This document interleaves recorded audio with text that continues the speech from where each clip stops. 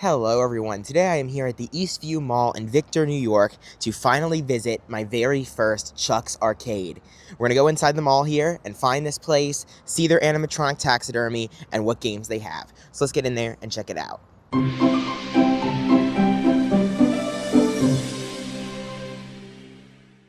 Alright guys, well I found the Chuck's Arcade. If you're coming to this mall and you're curious about where it is, it's to the right of Famous Walk near the food court. This is the first time I've been to a branded Chuck's Arcade. If you're not sure what Chuck's Arcade is, it's pretty much CEC Entertainment, which is the parent company of Chuck E. Cheese, opened some mall arcades. Originally, they were calling them Fun Spot Arcade, but then they decided to call them Chuck's Arcade and utilize the Chuck E. Cheese IP and tried to, trigger the nostalgia of their brand with PTT Chuck up there, of course. And then over here, they have one of the signature items that they have at Chuck's Arcade, which, of course, are the animatronic taxidermies. And then right here, they have Jasper T. Jowls at this location. He is waving to people as they walk by through the mall. He is wearing his hat. He is wearing his standard shirt and bandana.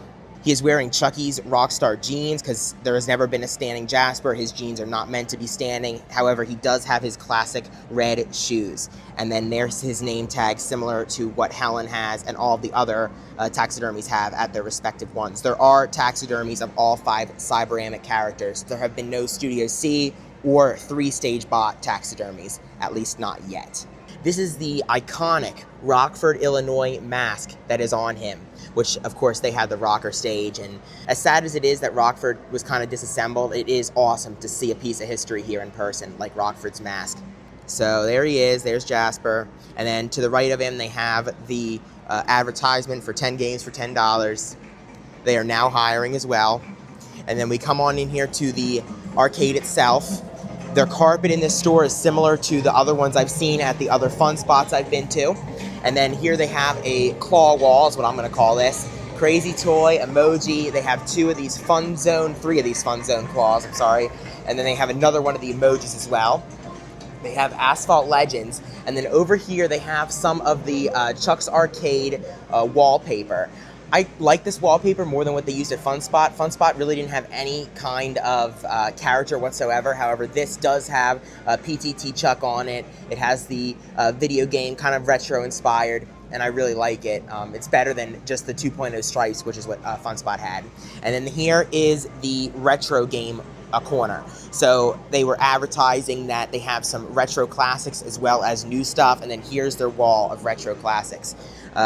These are all repro cabinets. They have Centipede, Donkey Kong, Asteroids, Robotron, and Mortal Kombat. 4 repros are actually very nice cabinets, I will say that.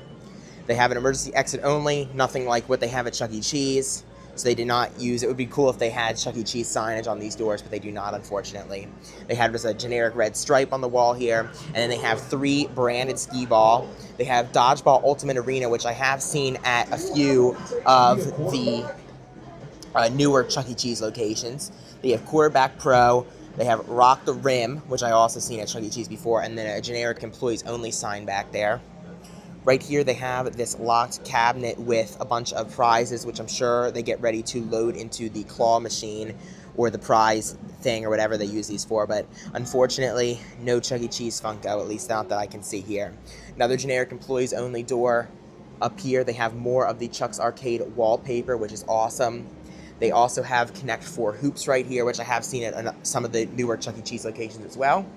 And then over here they have 2 Superbikes 3s. I've seen that at CEC. Injustice, which I have seen at Fun Spot. Once again, more Chuck's Arcade wallpaper all the way down this wall. Aliens Extermination. They have 2 Cruisin' Blasts. They have Big Buck Hunter, Mario and Sonic at the Olympic Games. And then here's the prize hub, which I'm sure is what they use those prizes that are locked away in that thing for. I'm sure they load this up with that stuff. They also have the Drakens game, which I have seen at Fun Spot. They have the Funko Funcade, which is what the Funko Pops in that thing are for. They have, this is one of my favorite things that's in Chuck's Arcade, of course, because this is Pong, and of course Nolan Bushnell is the founder of Chuck E. Cheese, so I think that is a great little nod to CEC history. Then coming through the middle here, they have this Pump Phoenix game. They have Godzilla, Halo Fire Team Raven, They have Luigi's Mansion Arcade. Both of these are Chuck E. Cheese staples. They also have Nitro Trucks, Nerf Arcade, Minecraft Dungeons Arcade, which I definitely remember seeing at Fun Spot, and then Cruisin' Blast, if I didn't say that already. And then here's just a pan of the entire store, so you can see the whole thing at once. Unfortunately, this one does not have any kind of prize counter like the one in Kansas City has. This is just no tickets, no prizes. It's just you come in and buy a play pass and you play for fun. Here's the play pass machine. They didn't update this with any kind of Chuck's Arcade graphic, and this one's actually broken. Here's all you can see of Jasper inside of the arcade. Here's the side view of him. And then coming through here, there's that view. All right, everyone. Well, that's going to conclude my visit to Chuck's Arcade here in Victor, New York. I definitely prefer Chuck's Arcade over Fun Spot, definitely because it's a little more CEC branded.